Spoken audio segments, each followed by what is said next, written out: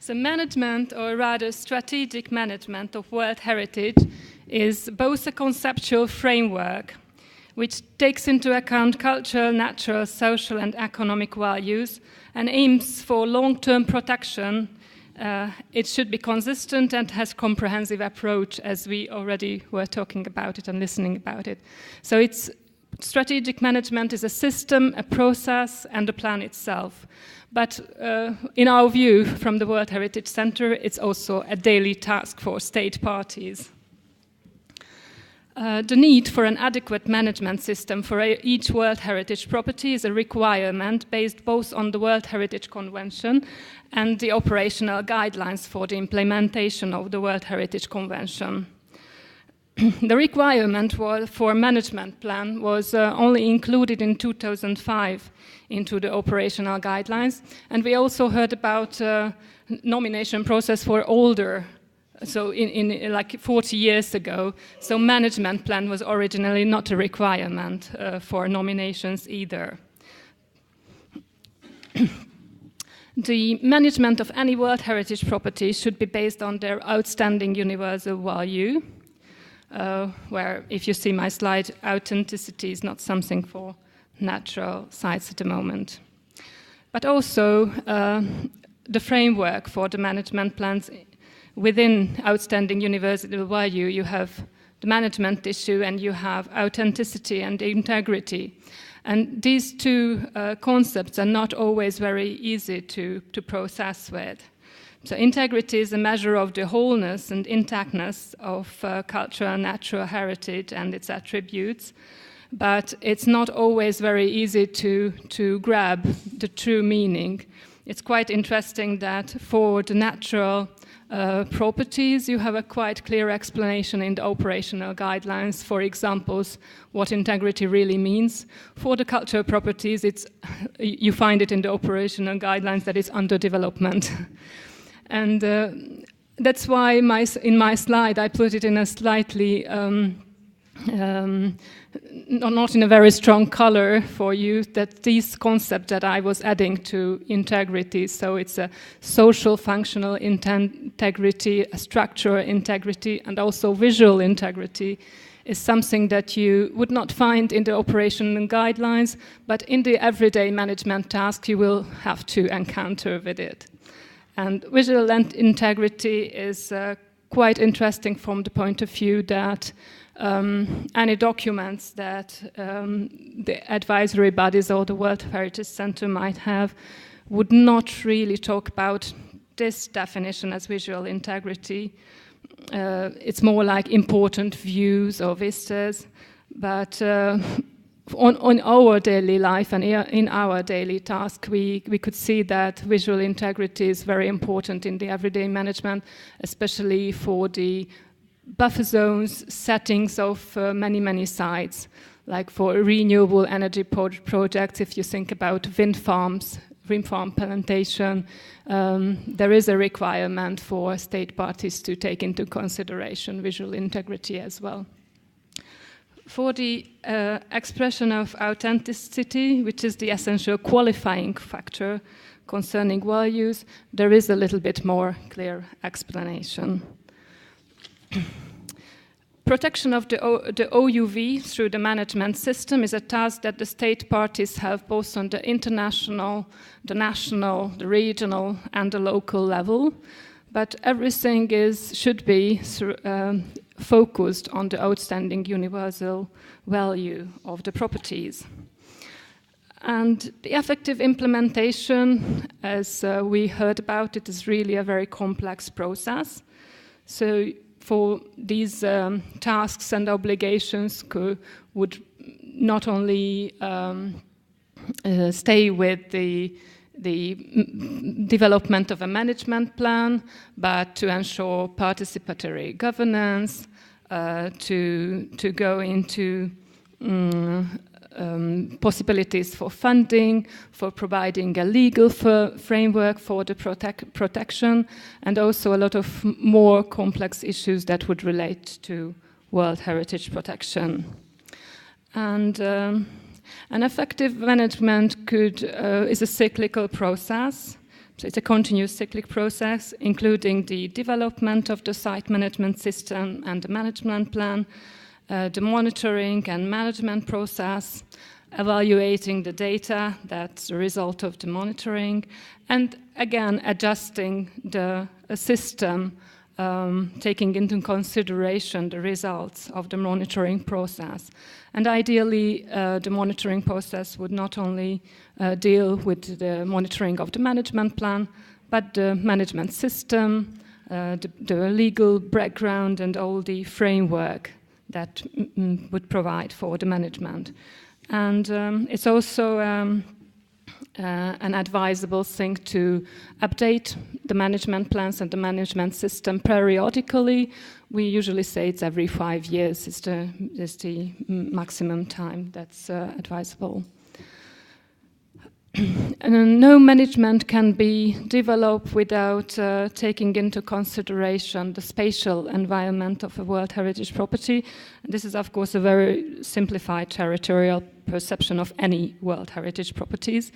You would have the property itself, the buffer zone, which is not an obligatory, so not every World Heritage property has a buffer zone, but every World Heritage property has a setting, which is again something that's not very easy to grab, but it's quite important to understand for developing an adequate management system. The basic guidance tool for developing a management system and a management plan for any World Heritage site, so natural and cultural, could be based on the resource manuals of the World Heritage Centres.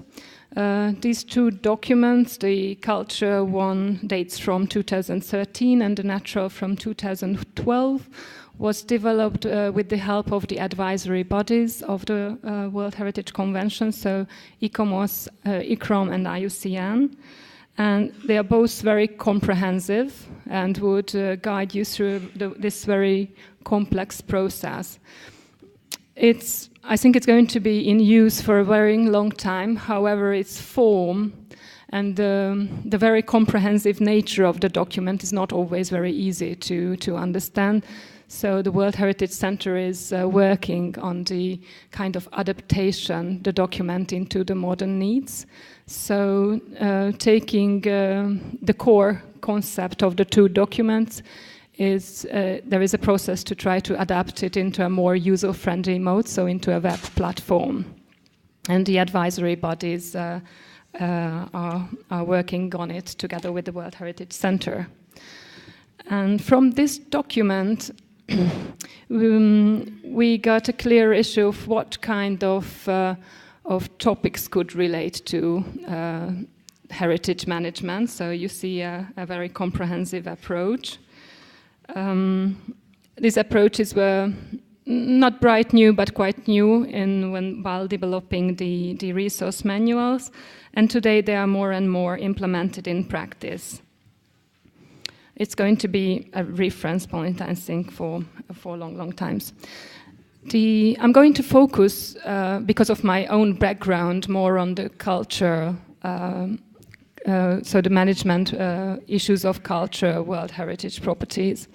And if we take into account the advice of this resource manual on the culture, World Heritage property, the guidance puts a values-led approach in focus, which means that collecting the data, assessing the significance of attributes and OUVs, the conditions, the state of conservation, the local values, and plan for the conservation management, taking into consideration all these.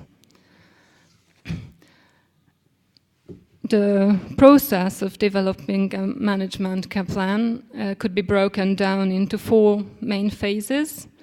The first would be the preparation, which might mean to establish the background, so the basics for a management system. It would mean the legal and the administrative, the government system, identification of stakeholders, and so on. Then research, so data and information gathering to see the values, attributes, of course, stakeholders' concerns as well, factors and indicators, and then assess both the conditions and the significance of the result of the research, and identify the key management issues as well, and provide responses and proposals for this. And then the fifth step, of course, would be the implementation and then the monitoring. Understanding the World Heritage property is absolutely a basic thing for developing any kind of management system. So it would require the need to understand the wider context and the system of attributes that convey the OUV, which is again quite a challenging exercise sometimes. And well, the operational guidelines would provide information on what attributes or what kind of context of attributes we might be looking for. But nevertheless, it's quite a challenging exercise. And a comprehensive survey is needed to make or build this system. It's also quite logical to assess all the possible threats for the properties. In this sense, of course, the classical SWOT analysis could be conducted during the development of the management system. And concerning the threats itself, the World Heritage Centre provides a standard list of threats affecting the property. On the state of conservation page of the World Heritage Centre, this could be found, and this is the list that's also used both in the two monitoring processes of the World Heritage Convention. So both the state of conservation reporting process and the periodic reporting process, and this just to show you a little result of the last periodic reporting process for the Europe North America region. The small picture in the slide would show you what are the negative factors or the positive factors that affect most of the properties in this region.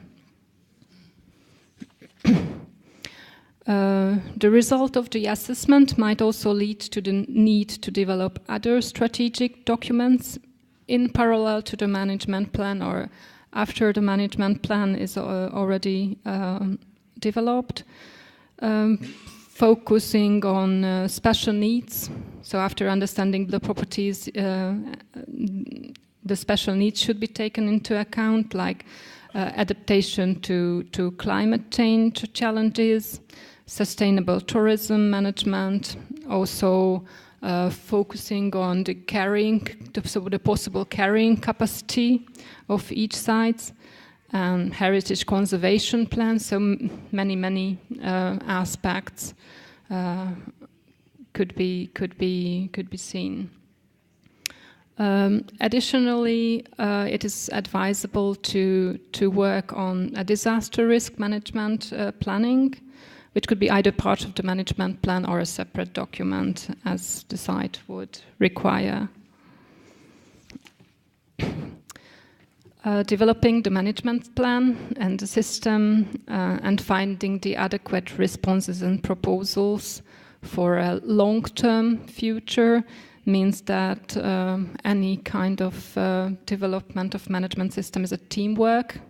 So it needs a close cooperation of decision makers, professionals, managers, including the consultation with the local citizens as well.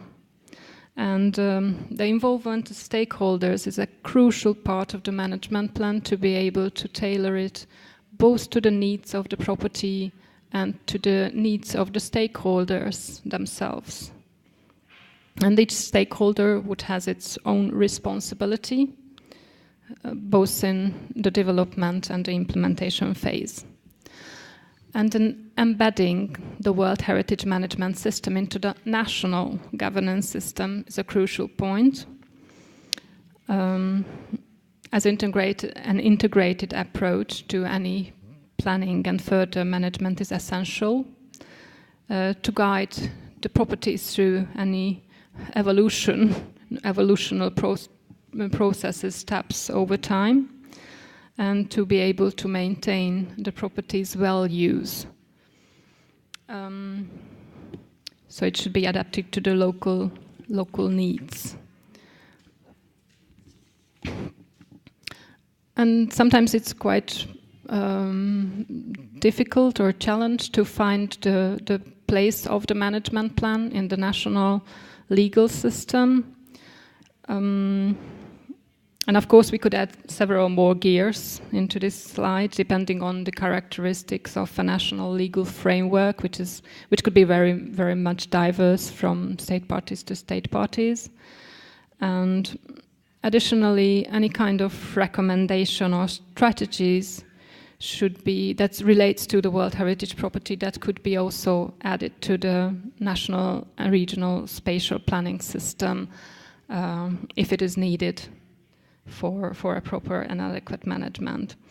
For mixed properties, so with both natural and cultural values, it's especially challenging to be able to develop an integrated approach for the site management system. And the biggest challenge is sometimes the transnational serial properties, where you would be required to have a management plan on the international level with possible communication tools and platforms for a common strategic framework, and then to provide a management plan for each component part of the properties. And then placing the protection concerns in a broader framework requires an integrated approach to heritage management, as always, and finding the place of the different system of designation and protection system for the World Heritage. So it's especially for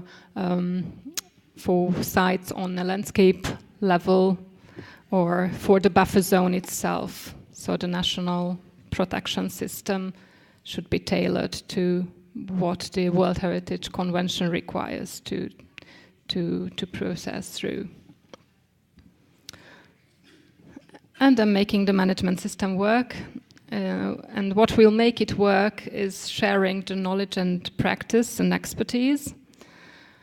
And of course, the system or the plan should not remain static. It should adjust with the changing needs. And through the implementation, we could be faced with the challenge to include further strategic visions to further develop this system itself. And usually the World Heritage Management Plan would have, the preparation phase and then the plan itself, and then the management plan could be broken down into different action plans. And while the management plan would be valid for a medium term, a longer term period, the action plans are usually taking into consideration shorter periods, 1-3 years. For many World Heritage properties in the EU, so Europe, North America region, it seems that the emphasis is still stronger on the protection side, so would have a more defensive approach. Therefore, the paradigm shift to a more proactive approach is often lacking. And so an inclusive and holistic way of management is slowly finding its way into the national and local levels as well. But of course, protection and management could and should be separated from each other. And so the approach would be that World Heritage needs are rather a vision than a confining status. And to back up this approach, I'm sure you are all aware of the 2030 Agenda for Sustainable Development, which is also a strategy that was adopted into a policy document for World Heritage properties, and in 2015. So sustainable development approach means that the present needs will be met with the aim of not compromising any needs of future generations as well. And the other useful tool for this holistic approach in an urban context, so a World Heritage property in an urban context, is the historic urban landscape recommendation,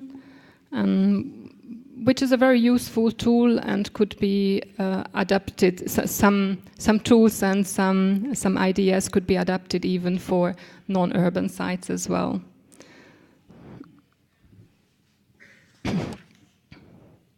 The ideal concept would be the involvement of all the stakeholders in the site management. So it's proposed. So it's advisable to find the means how to work together for the site managers and the local citizens, and perhaps other stakeholders, like we were talking about tourists. So to involve them as well in the responsibilities. And the tools for implementing the management could be like community engagement tools, knowledge and planning tools, and regulatory systems, and of course, very important, the financial tools.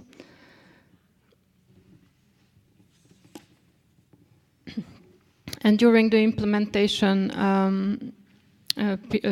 process of management, the everyday challenges that would come from any kind of change in the property, so a development or any other proposed changes, could be assessed with a heritage impact assessment or an environmental impact assessment.